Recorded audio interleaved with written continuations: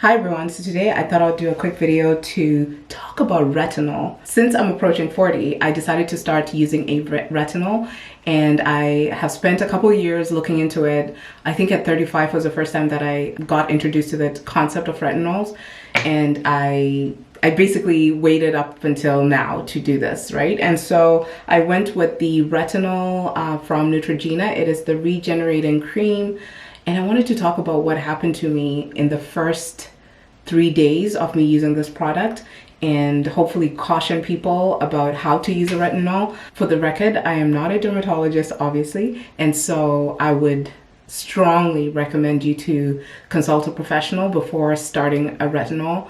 But I'll share what I have learned about it, especially in the last 3 days. So I'm going to include pictures as I talk about this because this is pictures I took today, and I should have actually taken more pictures a few days ago, but I just forgot. Okay, so as I do this video, I'm going to quickly moisturize my face because it is quite dry. I'm going in with this Innisfree Essence, which I have been using for a couple of years. Okay, so to start off, retinol. The point of retinol, my understanding is that it's meant to help unclog your pores. It's basically meant to like help with cell production so that your skin actually regenerates.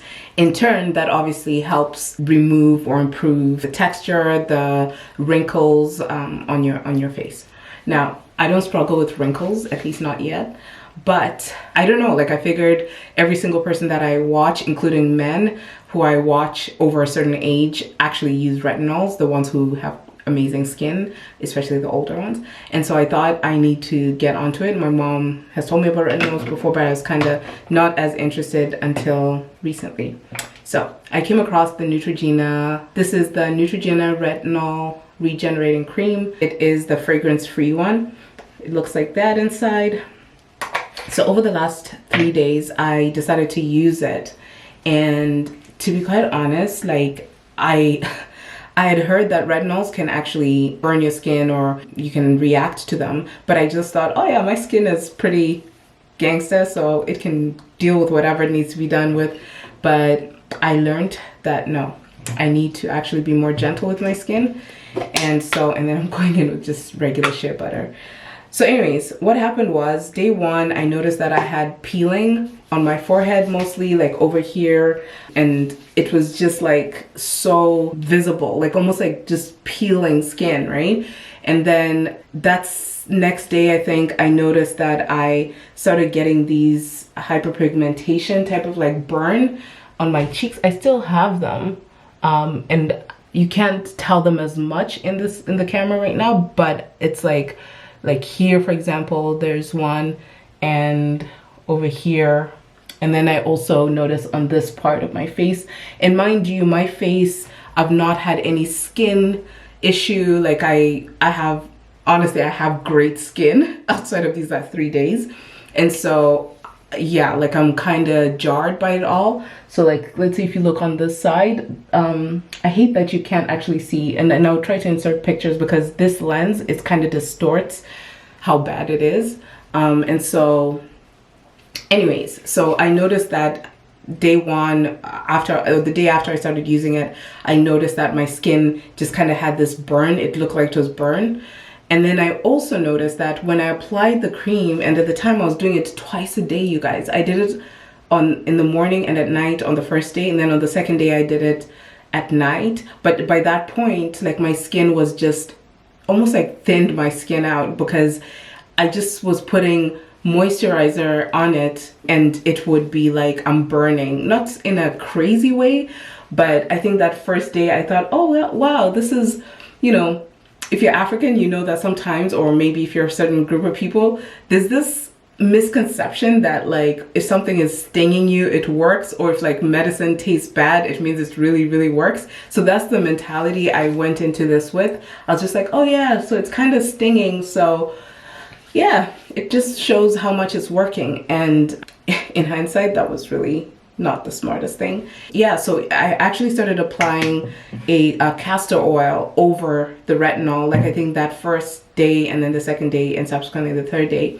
because my skin was also really dry, you guys. Like, so dry skin, and if it's like thinned out and like burning, it just makes the situation worse. So I was applying castor oil on top of it, but still maintaining my routine with the retinol. So the first 3 days, I can tell you that I did it wrong, because what I have since learned is that I should have eased my way into using the retinol. So instead of just applying it just full on, just like that, and even treating it like a moisturizer, where, can you see how much I used?